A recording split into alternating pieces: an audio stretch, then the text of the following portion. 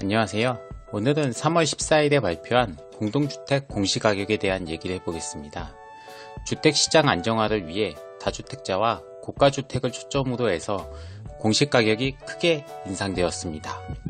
서울의 경우 평균 14%가 상승이 되었으며 특히 부동산 가격 상승을 주도했던 마포, 용산, 성동구가 17%로 강남을 제치고 최고 상승률을 기록했습니다.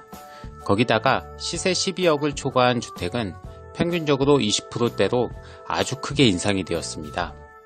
정부에서 고가주택의 가이드를 12억으로 잡았네요. 도대체 무슨 기준인지는 모르겠지만 12억을 기준으로 희비는 극명하게 나뉠 것 같습니다.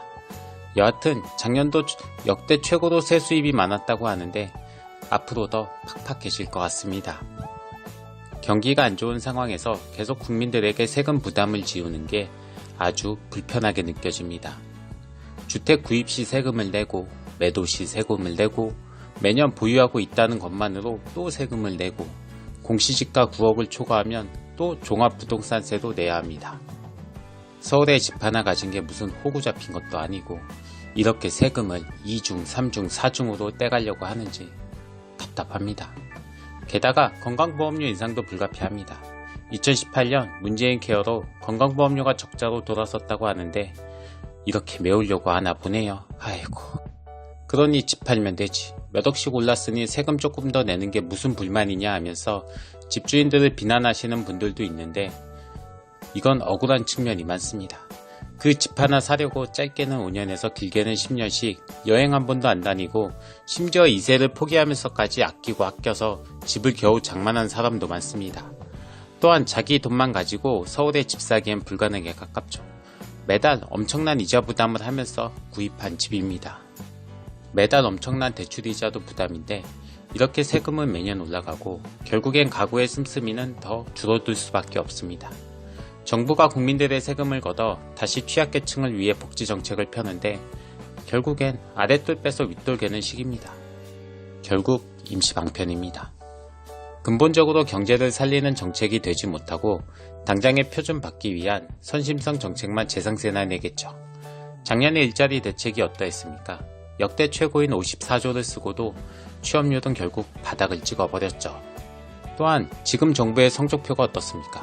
소득격차 역대 최악, 청년 실업률 역대 최악, 공시가격 인상률 12년 만에 최고, 건강보험료 8년 만에 적자, 정부 세수입 역대 최고 등 뭐든지 역대입니다. 역대라는 말은 결국 안정되지 않은 상태를 의미합니다. 불확실성이 커지고 이랬다가 저랬다가 한다는 말이죠. 어떤 지표이든지 완만하게 상승하거나 하락을 해야 국민들의 예측이 가능하고 안정적인데 각종 지표가 이렇다는 건 결국 정부의 정책이 일관성이 없다는 걸 의미합니다. 국민의 입장에서 정부의 각종 정책을 믿을 수 없게 만듭니다. 이럴 경우 국민은 더욱더 미래가 불확실하기 때문에 소비를 줄이고 저축을 늘리며 안전한 자산에 투자를 하려는 성향이 짙어지기 마련이죠. 경제 활성화에 아무런 도움이 되지 못한다는 겁니다. 그리고 정부는 왜 이렇게 국민 눈치를 또 보죠?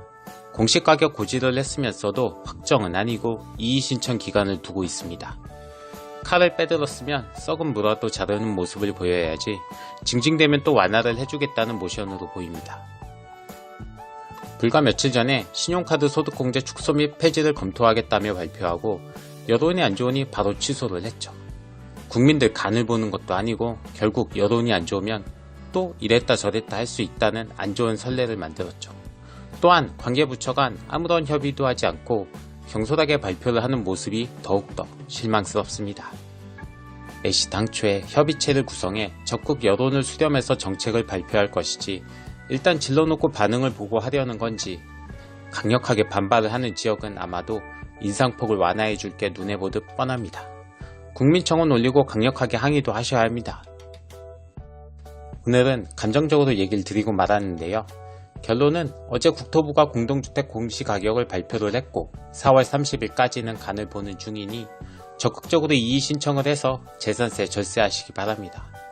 오늘 영상도 끝까지 시청해 주셔서 고맙습니다. 오늘은 여기까지입니다.